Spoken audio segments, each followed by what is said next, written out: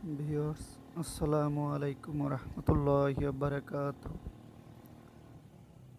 শুরুতেই আপনাদের জানিয়ে রাখি, আজকে যে টপিক নিয়ে আজ আলোচনা হবে এই ভিডিওর মাধ্যমে, সেটি একজন মানুষের ভবিষ্যৎ এবং বর্তমান কর্মপন্থা নিয়ে আলোচনা। বিস্তারিত এই ভিডিওর মাধ্যমে আপনাদের সামনে উপস্থাপন করতে যাচ্ছি। আশা রাখি সকলেই ভিডিওটি সম্পূর্ণ দেখবেন এবং এই ভিডিওর মাধ্যমে বিষয়বস্তুগুলো জানতে ও বুঝতে পারবেন। টপিকটি হলো কর্মজীবনে বা ভবিষ্যতে আপনার করণীয়। শিক্ষা জীবন শেষ করে মধ্যবিত্ত ফ্যামিলিতে জন্ম নিয়ে আপনার ভবিষ্যৎ কর্ম পরিকল্পনা কোনটি ঠিক করবেন, চাকরি নাকি উদ্যোক্তা? তাহলে দেরি না করে শুরু করি।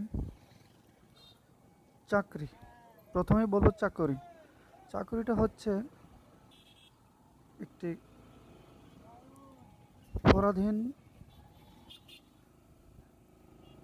পরাধীনতার তত্ত্বাবধানে কাজ করা। সেটা হতে পারে ব্যক্তি মালিকানা, হতে পারে গভর্নমেন্ট জব বা অন্য কোনো জব। একটি কথাই বলে রাখি, চাকরিটা সত্যিকার অর্থে এটা একটি পরাধীন। আপনার স্বাধীনতা থাকবে না কোনো আপনার মতামতের অবস্থান, যে যার অধীনস্থ চাকরিটা করবেন শুধু তার কথা মতো আপনাকে চলতে হবে। তাই ভেবে নিতে পারেন চাকরি করবেন নাকি উদ্যোক্তা। এবার আসি উদ্যোক্তা বা কোনো ব্যবসা, কোনো প্রজেক্ট, কোনো খামার, সেটি নিয়েই কিছুটা আপনাদের মাঝে আলোকপাত করব।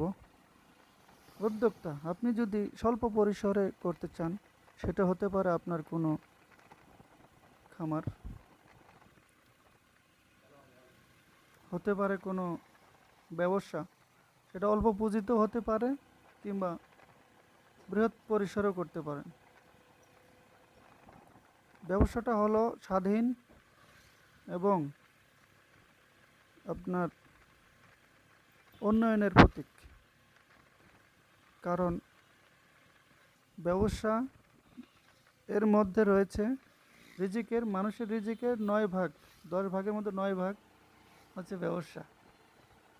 এটা ধরেই আপনারা আপনাদের পরিকল্পনা ঠিক করতে পারেন। সেটা হতে পারে কোনো গরুর খামার, কোনো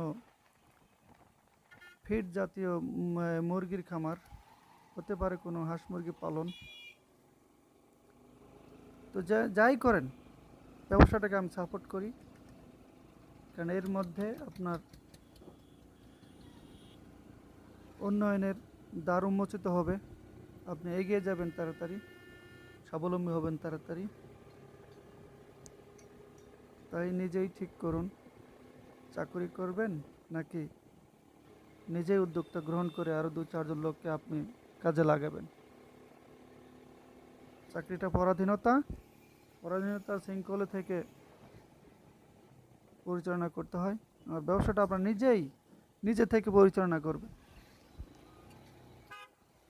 ভিউয়ার্স, যদি ভিডিওটির এই টপিক বা এই আলোচনা দেখে আপনি কিছুটা উপকৃত হয়ে থাকেন, তাহলে অবশ্যই লাইক, কমেন্ট, শেয়ার এবং চ্যানেলটি যারা সাবস্ক্রাইব করেননি তারা সাবস্ক্রাইব করে নিতে পারেন। আল্লাহ হাফেজ। সবার জন্য দোয়া রাখবো এবং সর্বদাই সঠিক পথে চলবো। ভালো থাকবেন।